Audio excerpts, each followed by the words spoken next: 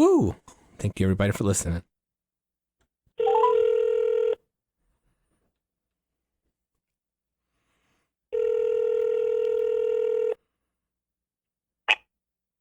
Hello? Hello. What is up? Is this Conan from Ex Mortis? Yes, sir. What is up, dude? Welcome to the Metal Mixtape here in Southern Oregon. So happy to have you on. First off, thank you so much for being on the show. I know everybody's going through hell and back right now with everything that's going on in the world, dude, but I appreciate you making some time to be on the show, man. How are you doing tonight? No problem at all, and I'm doing pretty good. Good, man. You staying healthy out there, man? Doing, man? What, say again? Sorry. Are you staying healthy out there? Oh, yeah. Yeah. It's fucked because I have allergies, so this time of year is pretty freaky for me because especially right now, so I'm like a little worried about the virus and everything. But yeah, staying healthy. Yeah, no, I totally feel you on that, dude. I'm an asthmatic, dude. So like this time of the year totally screws me, dude. So I'm totally out here just trying to survive, but I'm really good at just I need to drink more water, dude. You ever just need to drink more water? Yeah, probably. Well, dude, by the way, do any harm. Yeah, exactly, dude. By the way, I first off, I want to say how awesome your band is. I want to tell you to start off the show, the first experience I ever got with Ex Mortis. So the first time I ever saw Ex Mortis, I believe, was 2 years ago, and it was a Grants Pass show. And it was you guys and Warbringer. It was the show where the lead singer of Warbringer was like really sick, but he still managed to do the show. Yeah, dude. But that was a good tour, man. Yeah, dude. So I just want to tell you, dude. So I got invited out to the show. I've never heard of Ex Mortis before. I've never heard of Warbringer. So I went out, and the first off, I walk in, dude. You guys are shredding. You and the other guitar player do that one trick where you're playing each other's like guitars behind your backs or whatever. And Guitar 69. Yeah, Guitar 69. Guitar 69, dude. And you guys are absolutely shredding, dude. And I remember the first thing, one of my friends, my guitar players from my band, he took a picture of me and my jaw was dropped, dude. You guys are absolute shredders, dude. And you know, my favorite thing about heavy metal, dude, is when like I love hearing the instruments, but I love when an instrument is getting shredded, you know, like I love when vocals are getting belted. I love when drums are getting slammed, dude. I love when the bass is just chunking like crazy, and I love it when those guitars shred, dude. And I was a fan immediately, dude, and I just want to tell you, dude, totally blown my mind ever since, and been a huge fan, man. Hell yeah, dude! Thank you. Yeah, it means a lot, man. That means a lot, man. Thank you so much. Yeah, no, we just like to have a good time on stage, you know. Yeah, no, dude. You guys absolutely love to have a good time, dude. So I was looking here. I was looking through a little bit of your bio. Is this true that you guys have been out since 2002, or did Wikipedia screw that up? I guess, yeah. I guess that was when we started playing together. Me and my cousin Mario started the band. 2002, I believe. I mean, we started playing like 2000. I think that's when we started learning to play guitar. My dad taught us how to play. My cousin is Mario Moreno. You may have seen him on the previous albums before the last two releases. But see, the thing is, we were fucking young. I was 12. Yeah. So the reason I asked, dude, I was like, how old is he, dude? Of 2002, man. So what are you? 30 now? Yes, sir. Yeah. Hey. And so yeah, I mean, I guess that's when we started playing with that name, but like we were kids. Yeah. Like a lot of people seem to have bands. Like I guess we start young, of course. But hey, brother, are you on speaker by any chance? You having trouble hearing, or? Yeah, I'm having trouble hearing you for a second. Oh shit! Sorry. Okay. Any better? Oh yeah, you're better now, dude. You're better now. Oh, okay. So cool. Yeah. So continue. But yeah. Fuck, what was that? You were 12. Your dad taught you, was teaching you how to play guitar. Yeah, but like we started in 2002, but I don't know if that counts as like, you know. maybe more like 2008 when we got serious, and that was when I got out of high school, and we released our first, I guess, real EP. Yeah. A quality EP. I mean, I know a lot of old fans from back then really like our older shit, like when we first started off, because maybe because it was a little different. Our style at the beginning was a little more like black metal-ish, maybe even a little more death metal.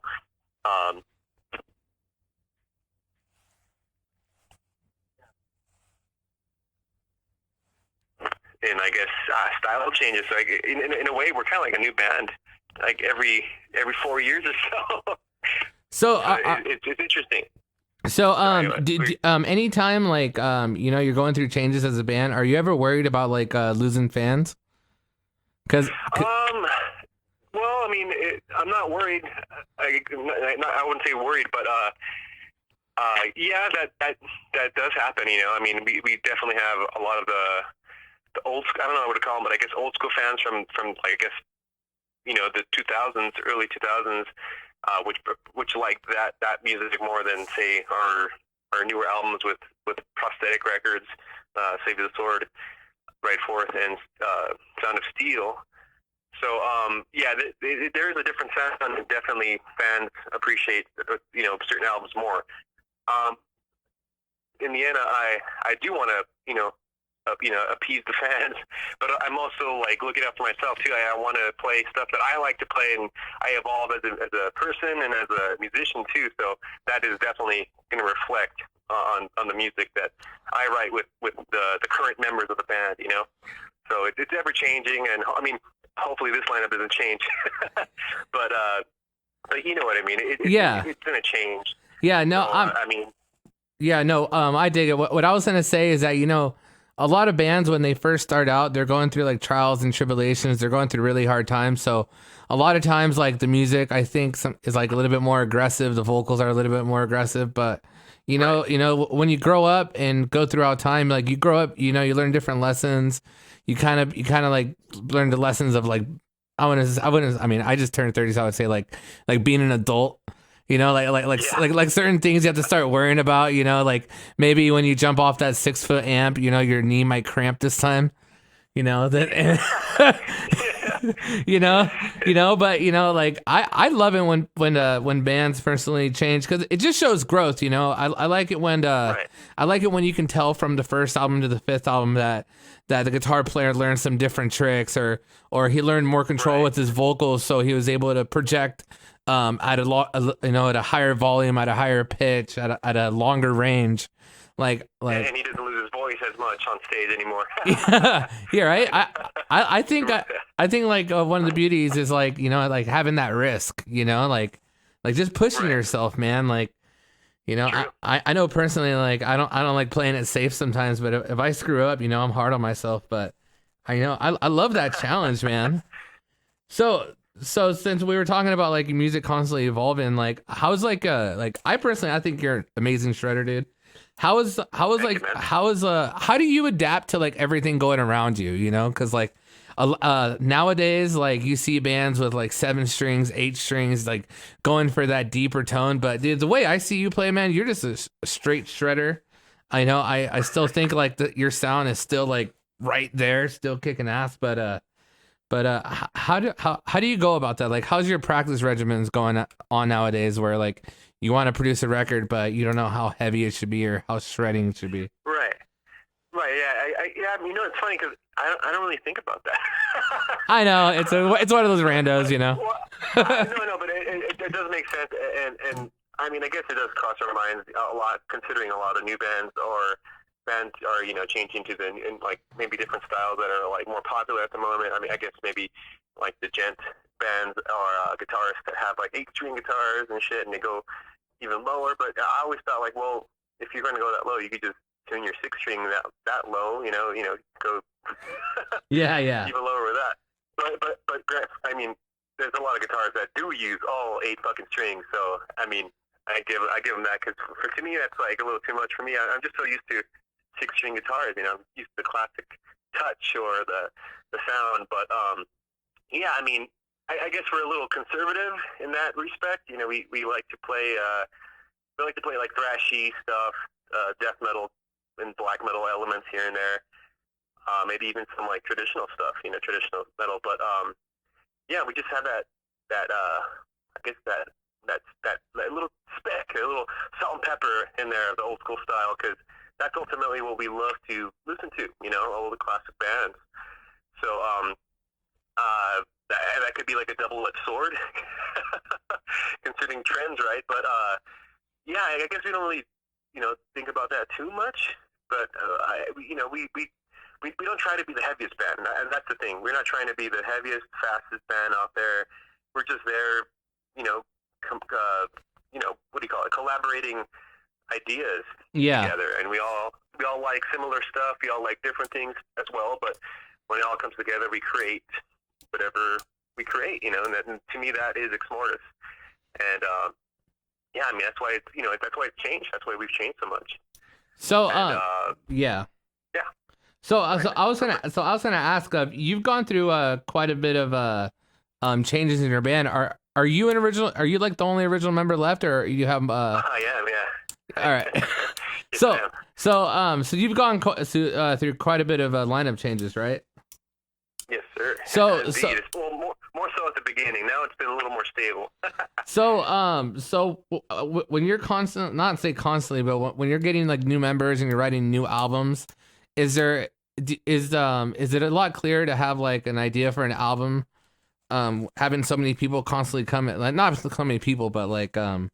like how do you go about having a concept for an album when like you have different musicians with different skill caps or like different influences, or do you usually like try to look for people that like have similar styles? I think, yeah, I guess somewhere along the lines where we somewhere we could get along, not just personally, of course, that's very important, but musically. So I mean, I'm welcome to all kinds of ideas, even if it's a little different. But any element will help, I guess, create something unique.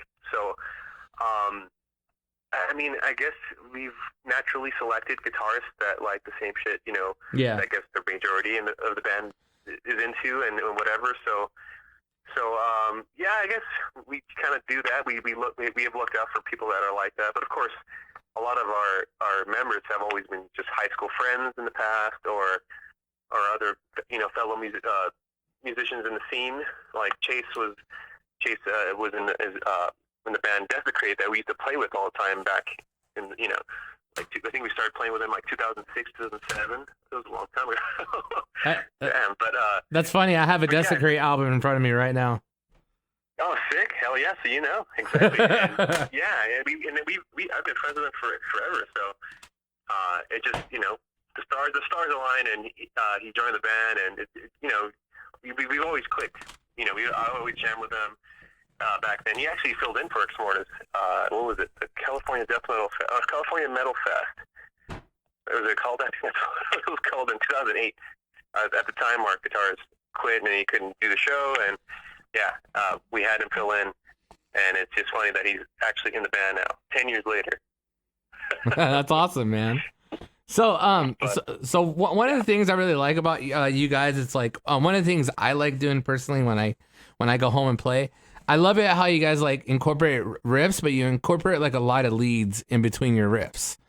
You know what I mean? Right. And I remember but last Thursday was the anniversary of Randy Rhoads' death, and I know the reason I love Randy Rhoads so much is that he was like a rhythm / lead guitar player in every one of his songs. So I want to know, like, where do you pull your influences to write like such killer riffs? Like I call them like lead riffs. It's right. I know what you mean. Yeah. It's I don't know what that could be called. I guess it's like Eddie Van Halen has that kind of style. A lot of like Pantera, fucking Dimebag. These bands have like just like one guitarist, pulling all this shit off. Yep. I guess it's like filling in the gaps between vocal parts, between, you know what I mean? It's a certain style that I just love to hear it. But with two guitars, I think accomplish a lot more, given that kind of approach.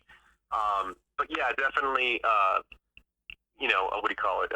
All the Aussie guitarists with definite inspiration for me.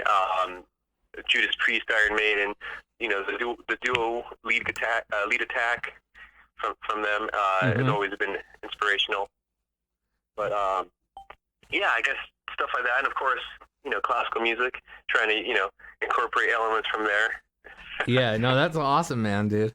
So, dude, like, I remember the last time I saw you guys was at Central Oregon Metal Fest in Bend, Oregon. And I remember, like, after you guys' show, like, you know, you guys kept getting those encores, and, like, how, what do you do to warm up before a show, dude? Because, like, I swear you're playing, like, 100 scales a set.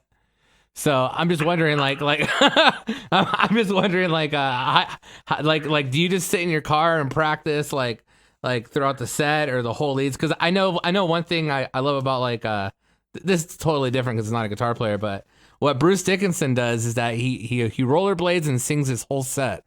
So that way when he gets on, stage, he could run around and sing his whole set.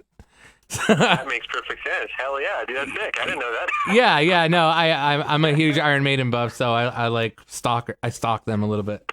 But yeah, but makes so much sense. But I want to know, like, what's your regimen before each show? Like what do you do to prep yourself before you get on stage? Well, you know, I guess we get into the groove of, like, all the set that we rehearse before we go on tour. I guess sometimes we can't get together enough before a certain tour, but regardless, we get in the groove of playing all the songs in that particular set. I guess plus, you know, possible encores that we may anticipate.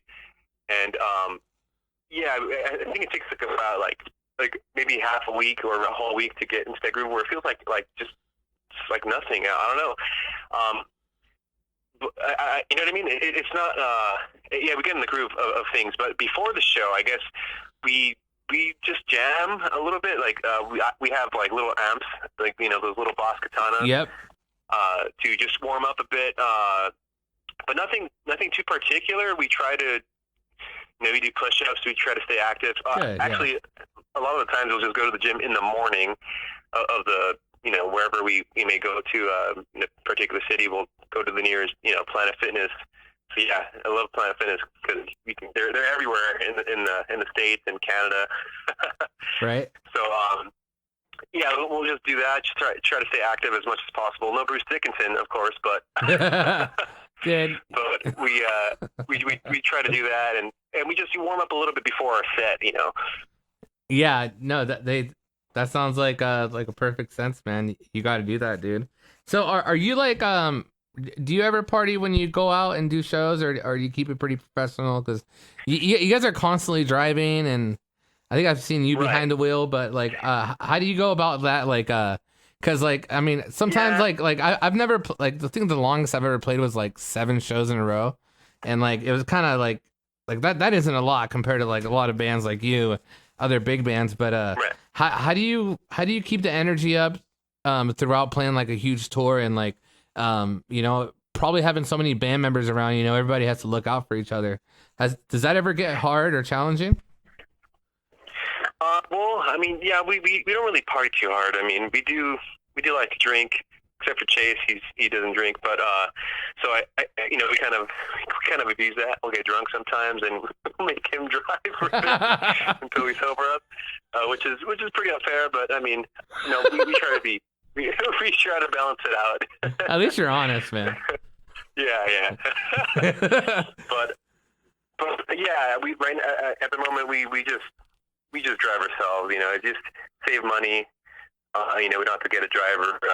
It's not. I don't know. I like it. I like driving long drives because I don't know, something about it. I get to meditate on the road. It's so hypnotizing. It's awesome. I like that. You know, I drive in traffic, of course, but driving, you know, those long stretches, you know, seeing awesome scenery, it's cool.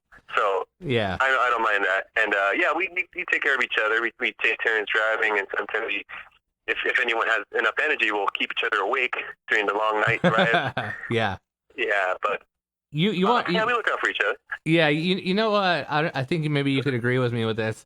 I think one of my favorite things about traveling is how every state they have, like, their own, like, little restaurants that other states don't have, or like little little food stops, dude. Are you Are you a food connoisseur when you go on tour?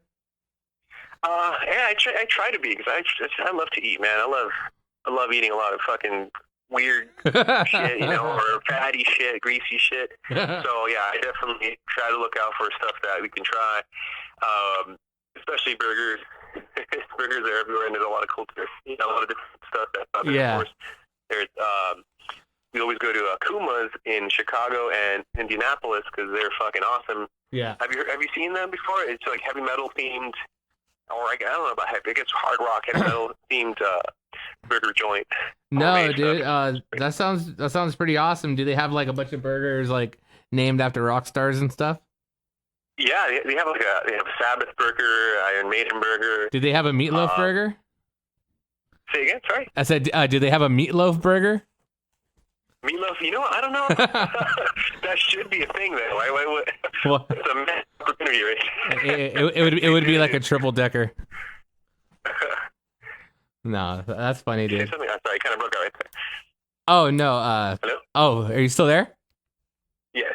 Okay. No, I was just talking about the triple decker meatloaf burger. That's all. Nothing important.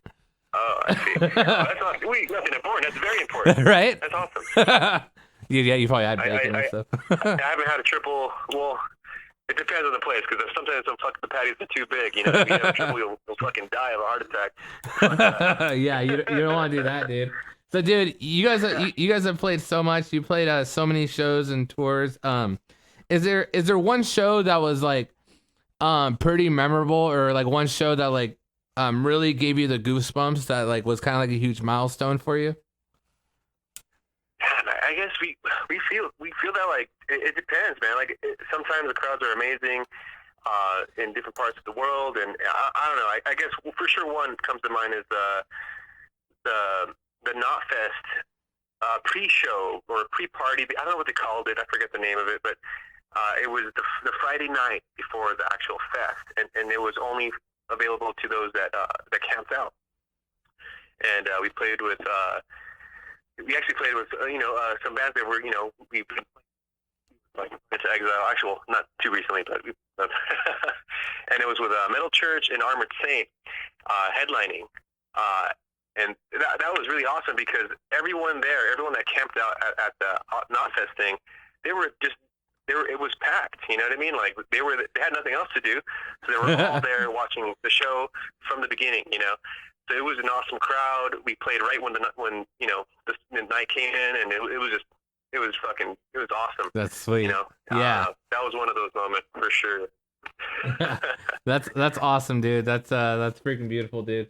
So, playing all these shows and doing all these tours, I'm gonna throw you like a little curveball question, since we're being such professional gentlemen the last 25 minutes. But so have you ever like totally bombed it on stage before? I don't know if you want to admit it or not. Like maybe like you dropped your guitar, or like you fell into your amp, or you fell into a crowd. But have you ever had like a moment where like you totally just like was like, go damn, or oh crap? Oh, well, it sometimes happens. Maybe not too frequently, but we'll bust strings on stage, and I guess right now we have a backup ready no matter what. But sometimes we don't. I think one time, this was a while back, it was like 2013 maybe, I think. And what we did, since I busted a string and I didn't have my backup, I was fucking dumb. I was so unprofessional.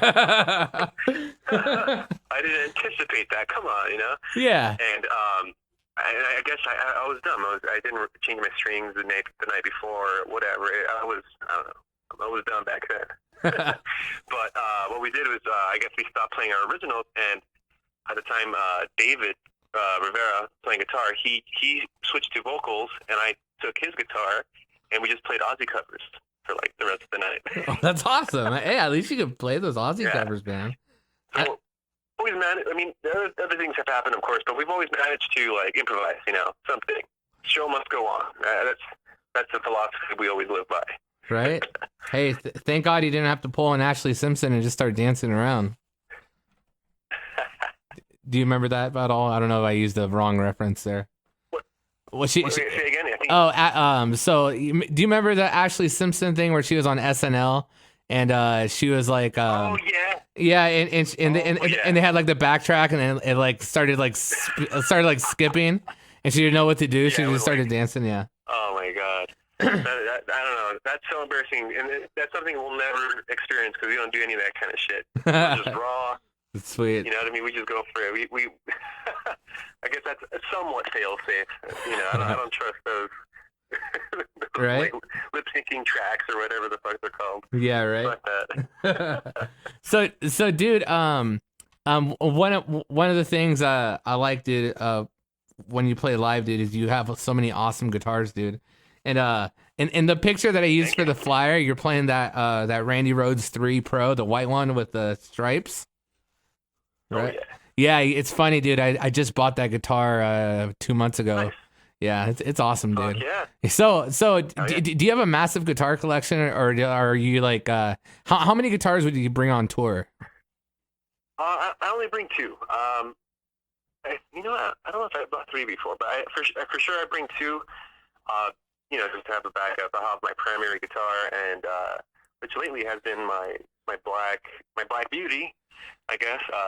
My USA RR1, I think it's called. I don't know. There's so many R's, but USA Select Black Randy Rhoads guitar, and it's so reliable. I always use it as my, it's my go-to for tour and everything. So, I'll use that, and the backups I'll change up with other models of the same shape, of course. Because I always felt like for the Exmortis, the look and sound is sharp, and I always have to match that visually. So I love it, man. The Randy Rhoads guitar is perfect for that. Or any V, really. But I guess for me, I've always used the Randy Rhoads shape, so I've been sticking to that. That's awesome, dude. So before we get into the last couple questions of this interview, I want to let everybody know that we're talking to Conan from Exmortis here on the Metal Mixtape, 89.5 Ashland, Oregon, 94.1 Medford, Oregon, streaming online around the world. So one thing that I noticed on that Exmortis show too that I saw 2 years ago was what is it? You play what is it, Magic? It's with my friend Eris, who lives here in Southern Oregon. Yeah. Oh shit, yeah. Yeah. No, Eris is my boy, dude. He's a super cool guy, dude. And dude, are you just a big closet nerd or what? Yeah, I'm definitely a nerd. I haven't played Magic in a long fucking time. That may have been the last time I played Magic. It's been a while. Yeah, I love Magic though. It's just hard to keep up, financially, of course, because that shit gets too expensive collecting all the cards and shit. So, I'm very casual with that. I'm not as into it as I used to be. But lately, I just, I guess nerd-wise, I'll just read books and play video games and shit. That's awesome, or man. study classical scores that I'm into. I'll, try to, analyze them and try to play them out, But total nerd. That's awesome, man. Well, dude, we're about out of time, dude. I want to say thank you so much for being on the show. I learned a whole lot, dude. And it was so much fun, dude. And I want to wish you good luck out there. I hope the coronavirus goes away so everybody can start touring and all that. And go ahead. Thank you, man. It's a weird time to live in right now, but yeah, I hope this shit blows over soon. So so not just us, but everyone. All the shows could fucking be playing already. I want to go on tour already. So hopefully this shit blows over soon. Yeah. Yeah, no, I completely agree, dude. Well, hey, thank you so much, dude, for being on the Metal Mixtape.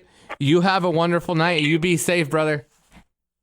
You too, dude. Fuck yeah. Take it easy. Wait. And that was Conan from Exmortis here on the Metal Mixtape. That was such an awesome interview. I had such a great time. That guy is super cool. He answered all sorts of awesome questions. And you know what? I love you guys all for listening. I know you're out there, you're listening, and right now, if you're listening to the Metal Mixtape, I want you to put your horns in the air and go, heavy metal. You don't have to do the